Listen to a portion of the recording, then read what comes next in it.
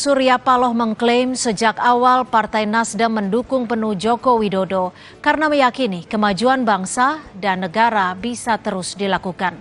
Namun Ketua Umum Partai Nasdem ini menyayangkan progres kemajuan itu termasuk konsep revolusi mental yang digaungkan Jokowi belum penuhi harapan. Bahwasanya pikiran, gerakan perubahan yang juga sejalan dengan apa yang pernah dikonstatir oleh Presiden Jokowi untuk melaksanakan revolusi mental adalah sebenarnya identik dengan misi gerakan perubahan kita.